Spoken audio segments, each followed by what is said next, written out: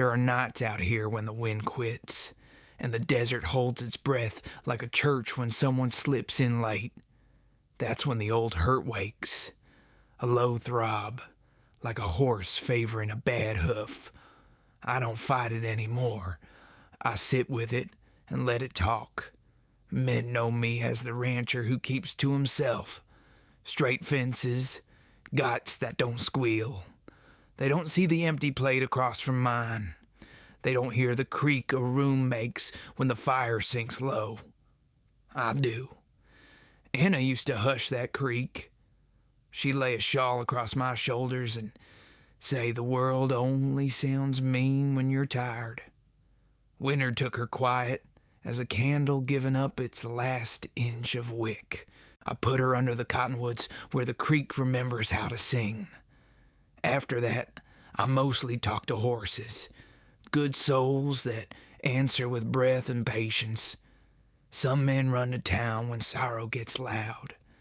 I rode the other way, past the corrals, over the chalk flats, where the land keeps its counsel. Days I rode fence till the sun bled out. Nights I boiled coffee that tasted like old coins and told myself, you can outwork grief if you keep moving. It wasn't true, but the lie walked steady beside me, and I let it. Autumn held, cattle fed, gates fixed, roof patched. The ordinary kept my life from caving in. Folks nodded at the mercantile and kept their talk short. Maybe they mistook my silence for pride. Truth is, I feared the first word would split me open, and everything after would be weeping. Then November sharpened its teeth. A north wind came hard from the high country. Snow shouldered across the plains, the honest kind that takes what it wants. I set out to check the line shack by the crossroads.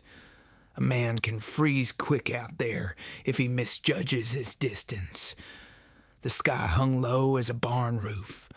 I rode with my collar up, hat brim crusted white, rain stinging my gloves. The world went small, horse breath, leather creak, the metronome of hooves. I wasn't looking for anything except the next postmarker and maybe a reason to keep moving. I saw her when the wind fell still. A figure at the crossing where the road splits four ways like a question. She stood small against all that white, coat thin, bonnet tugged down, a bundle jammed to her chest. For a breath, I thought the snow had carved her from my wanting. Then the bundle coughed, a thin, stubborn sound, and the world snapped back into place. I swung down slow.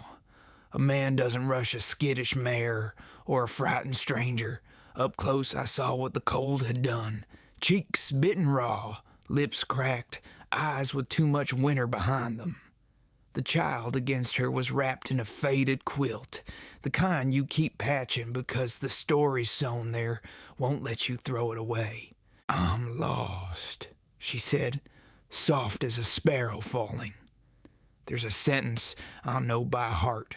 You can be found on a map and still be lost in yourself, so bad the stars can't help you. Then follow me home, I told her. I didn't ask where she'd come from or who had hurt her. There are questions that help and questions that bruise, and the cold was already doing enough of the latter. I lifted her onto my horse and took the child into my arms. She trembled, not from fear, but from having run out of trembling to do. We aimed for the line shack, drafty, half-roofed, but closer than my cabin, and with a stove that would remember the shape of fire if I asked it kind. As we rode, the desert drew round like a shawl someone finally remembered to offer. The old hurt shifted in me, not gone, just making room. The bundle coughed again and found a steadier breath. The woman's hand touched my sleeve and stayed, the way a leaf clings to fence wire long after the tree gives up. A small truth settled in my chest. A man can build fences against loss for years. And still, when the wind dies, hear a stranger say she's lost and know his life is about to turn. Sometimes the Lord answers a prayer you quit praying, and he does it in a storm so you're too busy to argue. We were three shapes in a whitened world, riding toward a door I had yet to open. Behind us, the crossroads vanished under fresh drifts, as if the land itself wanted to be sure we wouldn't look back. The line shack was lean to small, half wood, half mercy. The door hung like a tired shoulder, but the stove still stood proud. I kicked snow from my boots, lit a match, and watched the flame catch slow on dry kindling. The sound it made, soft popping, felt like someone whispering, "Still here." She sat close to the fire, unwrapping that child. Girl maybe 2 years old, curls damp from snow melt.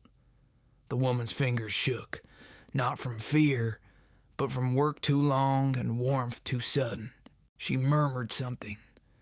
Name or prayer, couldn't tell which, and the child sighed like she'd just been handed back the right to breathe.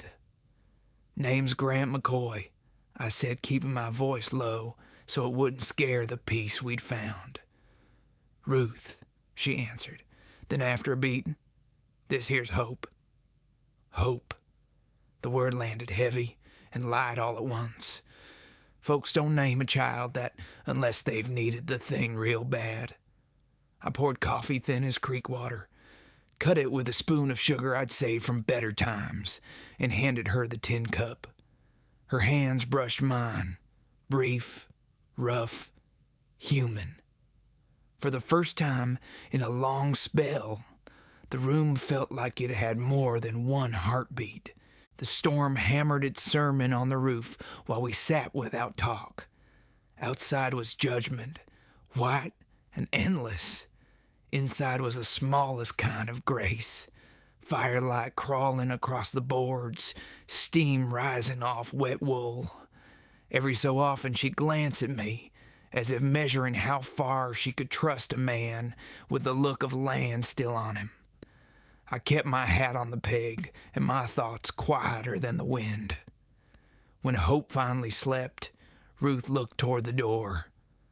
"I can move on come morning," she said, voice brittle. "Don't aim to trouble you." I shook my head. "You won't move far in that storm. Roads'll be gone till sunrise, maybe longer." Truth was, I didn't want her to move on at all. Not yet. Not until I could see a little color back in her face. I'd seen too many creatures try to outrun weather they weren't ready for. She studied the fire, then asked what men always ask themselves, but seldom out loud. You ever lose something and feel the world just kept on wrong without it? I thought of Anna, her laughter folding into dawn light, her hands smelling of sage. "Yes, ma'am, I did." She nodded once, as if that was the only answer she needed. Silence settled back in, friendly this time. When sleep took her, I stayed awake listening. Snow hissed through the chimney like memory. I thought about the day Anna first rode up my drive, hair tangled, eyes sure. Thought about how she taught me that kindness ain't weakness. It's courage in a softer coat. When the fever took her that last winter, she whispered, too, "Don't harden, Grant. The land's already hard enough." I hadn't spoken her name since. Somewhere around dawn, the storm backed off like a preacher losing his voice. The world turned silver through the cracks in the wall. Ruth stirred, looked at me as if half remembering she wasn't alone. "You saved us," she said. I tipped my hat. "Reckon the good Lord did the saving. I just happened to be out checking fence." Still something in her eyes told me she wasn't buying my modesty. Maybe she saw through it. the loneliness a man builds like a second skin. We rode from my cabin once the wind laid down. The snow was clean again, untouched. Hope clutched my coat buttons, smiling toothless at the sun. Ruth rode behind, straight-backed but watchful. I could feel her learning the rhythm of the horse, the rhythm of trusting ground again. By the time the roof line of my place showed, the sky had turned a shy blue. Smoke from the chimney curled slow as a promise. I hadn't lit that stove in weeks, but the thought of warmth waiting made me feel less like a ghost riding home. When I opened the door, the old smell met me. Cedar, dust, and memory. 2 plaits still sat on the shelf, same ones Anna and I had used. I caught Ruth noticing them, and for a breath the room held 2 ghosts and 2 living souls trying not to startle each other. "You can stay till spring," I said. "Work's plenty, and the land don't care who does it as long as it gets done." She hesitated. "You don't even know me." I smiled a little. "Don't need to. Winter's long. Folks help folks or they don't last." Outside, wind moved through the cottonwoods like old women praying. Inside, Ruth and Hope began to unpack what little they owned, mostly a blanket and a story I hadn't heard yet. That night, after the lamps went low, I sat by the window and watched the moon drag its light over the snow. Somewhere deep inside, the hurt that used to feel like a wound started to feel more like a scar, a thing that still ached in the cold, but proved you'd healed once before. Winter set in deep and slow, like a lesson a man keeps having to learn. Mornings came blue and brittle. The air bit clean through the seams of a coat, and sound carried far. An axe swing, a child's laugh, a woman humming at the stove. Those were new sounds in my house, and I let them fill the empty places where silence had been keeping me company. Ruth took to the chores like she'd been born to work. She split wood, swept floors, even mended the fence where the post leaned. Sometimes I'd catch her outside at dusk, standing still, eyes closed, face turned toward the wind as if asking it a question she wasn't ready to say out loud. I didn't ask either. Some things come when they're good and ready, same as spring. Hope grew stronger fast, crawling between my boots, tugging my pant leg till I'd scoop her up and show her the horses. She'd giggle when they nuzzled her mitten, that high, bright sound that can fix a tired man better than coffee. I started carving a cradle for her from leftover pine boards. The smell of fresh shavings filled the cabin, sharper than memory, softer than grief. At night, after Hope drifted off, Ruth and I would talk, just little things at first, weather, chores, the shape of the moon, but every word sanded, a rough edge smooth.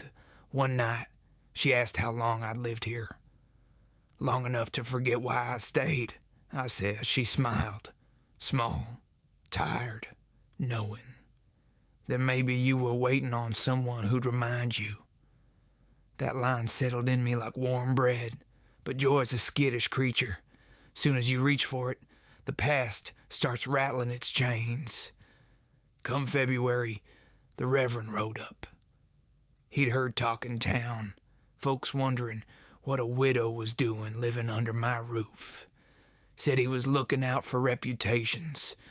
I poured him coffee anyway. A man can stand his ground polite. "She's here with her child till spring," I told him. He frowned over the rim of his cup. "People notice such arrangements, Mr. McCoy." "Then they're looking too hard," I said. "Ain't much else to see this side of winter." After he left, Ruth went quiet for days. I could feel shame circling her like coyotes outside a campfire. I wanted to tell her she owed the world no apology, but words like that only work if a person already half believes them. Then hope took sick. Fever came sudden and mean. I'd seen it before, how quick a child can fade. Ruth held her close, whispering prayers between sobs. I didn't waste time praying. I saddled the mare and rode through the storm toward town. Snow cut like knives. I lost the trail twice, found it again by feel and faith. Fingers froze stiff on the reins. By the time I banged on the doctor's door, I could hardly speak. He gave me a bottle of medicine, said she needed warmth, rest, and a miracle. The ride back near broke me, but when I stumbled inside, Ruth met me at the door, eyes wild, arms open. Hope was still breathing. I set the bottle down, and she caught my hands in hers, pressed them to her lips. "You came back," she whispered. I smiled through the ache. Didn't figure the world would make sense without the both of you in it. Hope pulled through by dawn. Ruth fell asleep beside her, face streaked with tears and firelight. I sat there watching them breathe. A man who's lost once learns to measure life in the smallest miracles, the rise of a tiny chest, the sound of someone dreaming. But the world don't stay gentle long. Word reached the banker, Warren Kent, that a fallen woman was living on my land. He came with the sheriff, talking of morals and property lines. They said Ruth ought to marry or move along. Said my name would be dragged through the mud. I told them the mud never scared a rancher. But after they rode off, Ruth stood in the doorway, pale as the snow behind her. "I can't ruin you," she said. "You've been kind, but the town won't forget." I stepped closer. "Let 'em talk. They'll get tired of it." She shook her head. "You don't know what talk can do." That night she packed her things, kissed Hope's hair, and left before sunrise. I found the cradle I'd carved, sitting empty by the fire. The board still smelled of pine, the house of loss. I rode out after her come daylight. Found her tracks half buried near the ridge. The wind carried her name, but not her face. By the time I reached the river crossing, only snow remained. I dismounted, stared at the current, and felt something inside me give way. It's a hard truth. You can offer someone safety, but until they believe they deserve it, they'll keep walking toward the cold. And maybe I was still doing the same, riding with my ghosts, calling it duty. Morning broke gray and hollow, the kind of sky that don't promise a thing. I saddled up before the coffee even boiled, because a man don't sit still when he's lost something that matters. The mare knew the way. Horses always do when the heart's leading.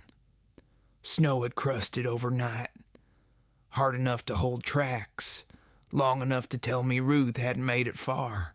I followed her trail down toward the cottonwood draw, where the land folds into itself and the wind forgets its temper. Every hoof step sounded like a prayer half spoken. When I found her, she was on her knees beside the riverbank, arms around Hope, both wrapped tight in that same faded quilt. Her shoulders shook, not from cold this time, but from the weight of her own reckoning. She looked up at me, eyes red, voice gone small. "I can't live under your kindness if it costs you everything." I climbed down, took her hands, cold as creek stones. "Ruth, you think reputation keeps a man warm at night? You think I'd trade your life for a whisper in town?" She didn't answer, just cried the quiet way, where every tear's a word too heavy to say. I pulled her close, let her cry it clean. The mare stood patient behind us, steam rising off her hide like breath from heaven. We rode home slow. No talk, just the sound of leather and the small, steady snore of hope sleeping between us. Somewhere along that trail, I realized silence don't always mean sorrow. It can mean peace too if you let it. When the cabin came into view, I felt the weight lift, just a little. But peace don't come free.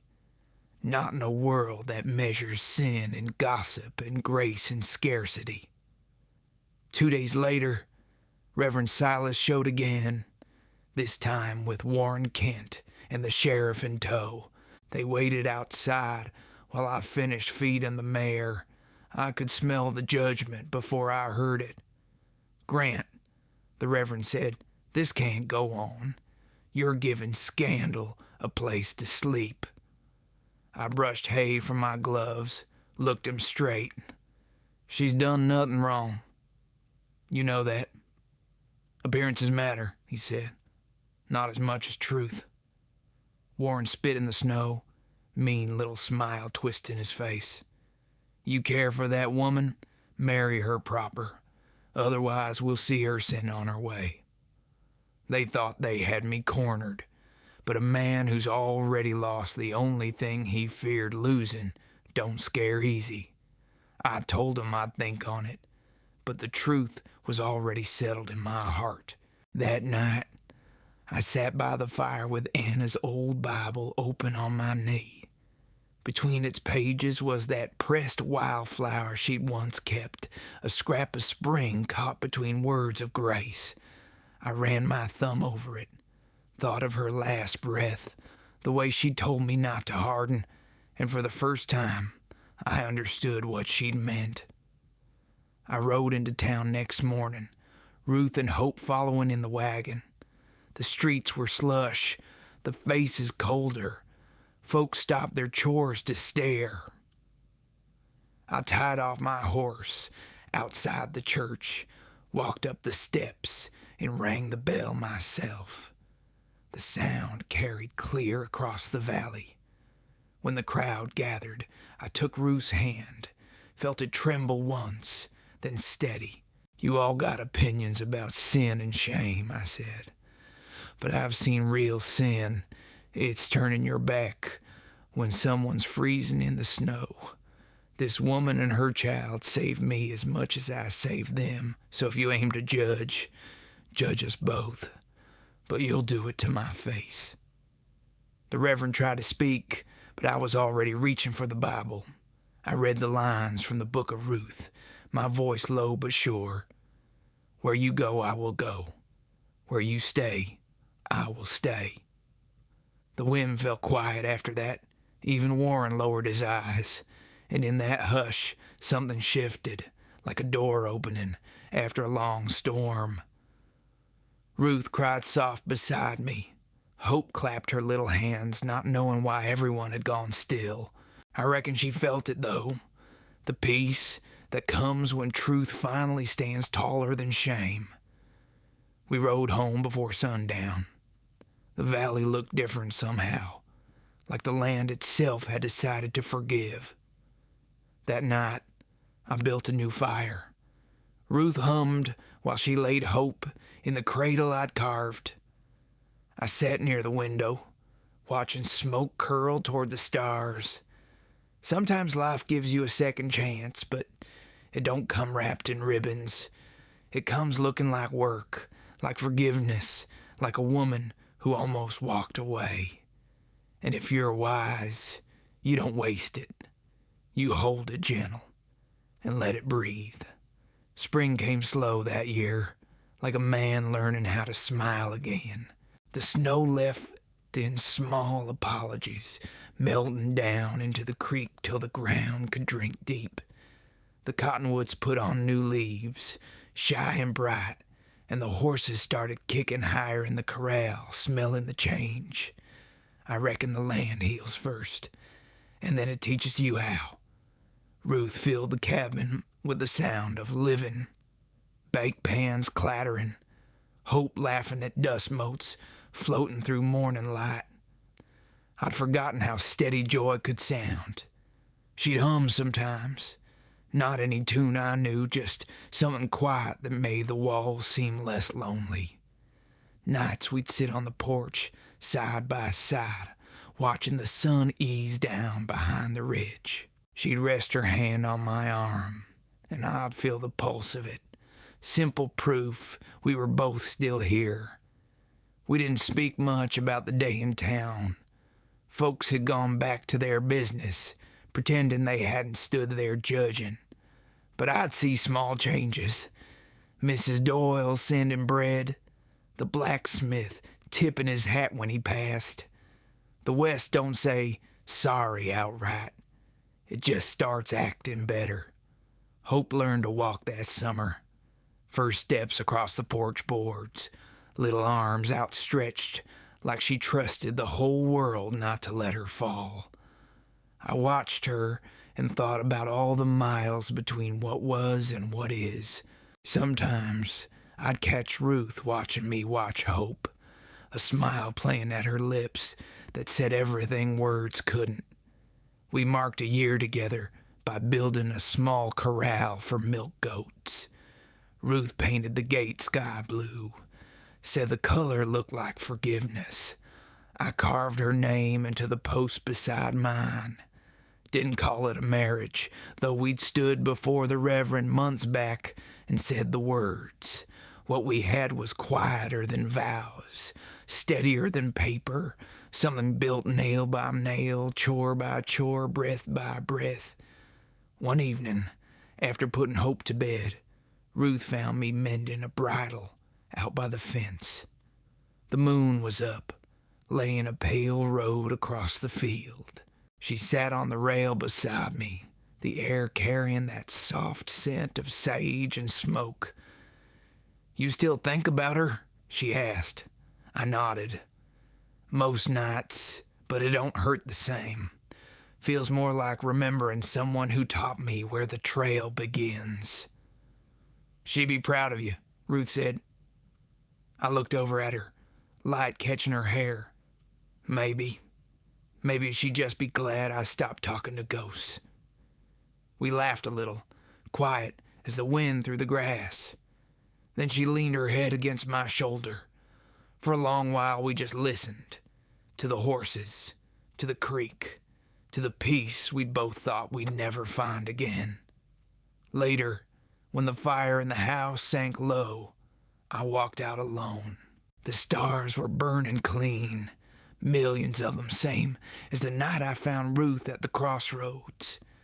Funny thing about this land, it don't give you what you ask for, but if you stay long enough, it gives you what you need.